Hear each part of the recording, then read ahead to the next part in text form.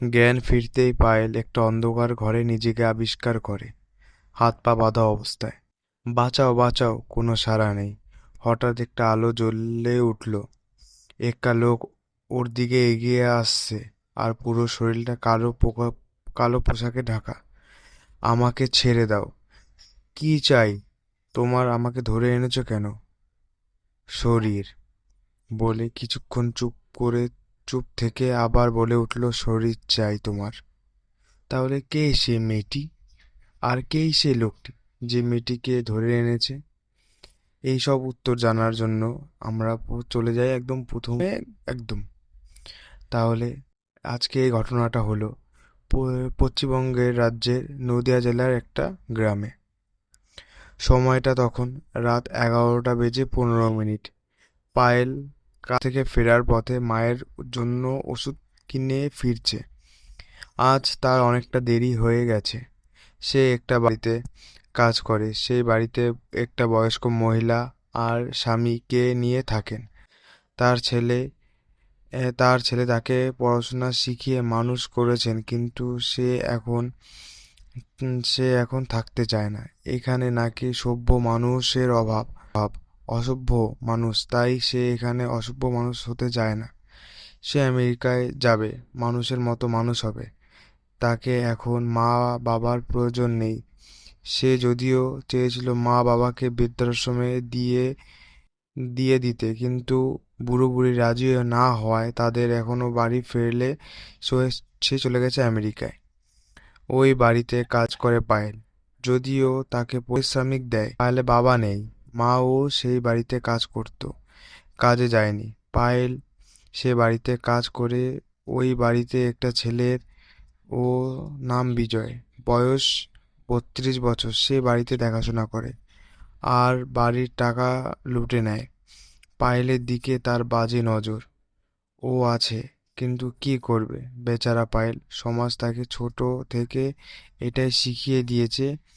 কিন্তু সে দরিদ্রতার মধ্যে কখনো নিজের সতীত্ব হারায়নি, কারণ সে হারাতে চায়নি। চাইলেই সে নিজের শরীরটা বেচে রোজগার করতে পারত।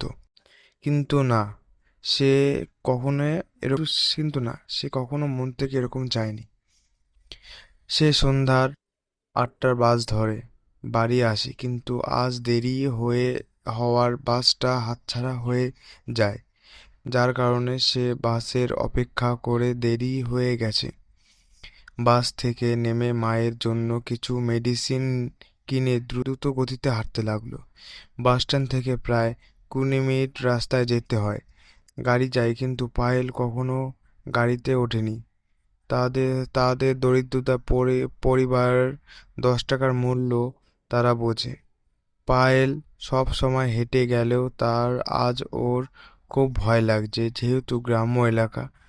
তাই রাত 10টার মধ্যেই প্রায় সবার আলোয় নিভে যায়। পায়েল ভয়ে ভয়ে এগোতে লাগলো। হঠাৎ দূর থেকে একটা জিপ গাড়ি এগিয়ে আসছে পায়েলের দিকে। যেহেতু গ্রাম্য রাস্তা, সরু রাস্তা, এখানে অতটা গাড়ি চলে না। পায়েল একটু রাস্তা থেকে সরিয়ে দাঁড়ালো গাড়িটাকে পাশ দেওয়ার জন্য। গাড়িটি হঠাৎ ওর সামনে এসে ব্রেক কষল, আর গাড়িটা ভেতরে থেকে একজন নেমে একটা রুমাল দিয়ে পায়েলকে মুখটা চেপে ধরতেই পায়েল অজ্ঞান হয়ে পড়ে। ঘটনাটা এতটাই তাড়াতাড়ি হয়ে যায় যে পায়েল কিছুই বুঝতে পারেনি। জ্ঞান ফিরতেই পায়েল একটা অন্ধকার ঘরে নিজেকে আবিষ্কার করে, হাত পা বাঁধা অবস্থায়। বাঁচাও বাঁচাও, কোনো সাড়া নেই। হঠাৎ একটা ঘরে আলো জ্বলে উঠল। একটা লোক ওর দিকে এগিয়ে আসছে, তার পুরো শরীরটা কালো পোশাকে ঢাকা। আমাকে ছেড়ে দাও। কি চাই তোমার? আমাকে ধরে এনেছো কেন? শরীর। বলে কিছুক্ষণ চুপ থেকে আবার বলে উঠল, শরীর চাই তোমার। না, আমার এত বড় সর্বনাশ করো না। তুমি দয়া করে আমাকে ছেড়ে দাও। জোর করে হেল্প হেল্প বলে কাঁদতে লাগলো। কেউ নেই এখানে তোমার কান্না শোনার জন্য। আমি যেটা চাই সেটা তুমি ভালো ভালো দিয়ে দাও। না, কিছুতেই না, পায়েল বলে উঠল। আর লোকটা পায়েলের সামনে গিয়ে ওর জামাটা ছিঁড়ে দিল। পায়েল লজ্জায় কুঁকড়ে গেল। ওর আর কিছু করার নেই, ওর হাত পা বাঁধা। লোকটা এবার পায়েলের শরীর পাগলের মতো দাঁতের দাঁতের দাগ বসাতে লাগলো। এবার একটা অট্টহাসি দিয়ে পায়েলের শরীর থেকে বাকির পোশাকটাও ছিঁড়ে নিল ছিঁড়ে নিল সে। পায়েল নগ্ন অবস্থায় একটা পুরুষের সামনে এভাবে তার নিজের ওপর ঘৃণা হতে লাগলো। এবার এক অপরিচিত ব্যক্তি থেকে নিজের পকেট থেকে রুমাল বের করে তার মুখের গুজে দেয়, যাতে আওয়াজ না করতে পারে পায়েল।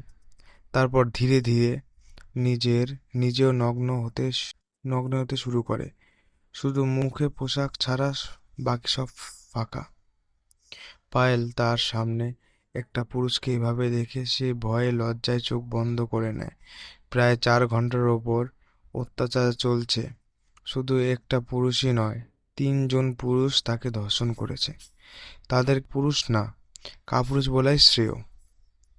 পায়েল নিজের হাঁটার ক্ষমতা হারিয়ে ফেলেছে।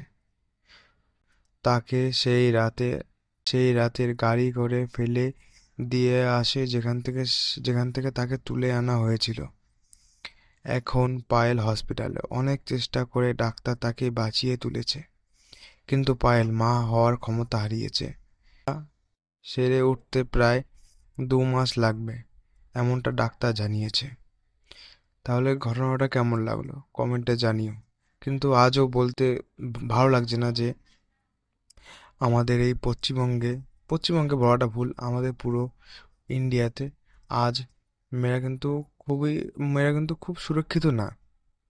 এটা যদি তোমাদের সমর্থন থাকো তাহলে কমেন্টে জানিও। আর যদি গল্পটি ভালো লেগে থাকে তাই গল্পটা একটা লাইক দিও, আর কমেন্টে নিজের মতামত জানিও। আর চ্যানেল নতুন হলে সাবস্ক্রাইব করে দিও।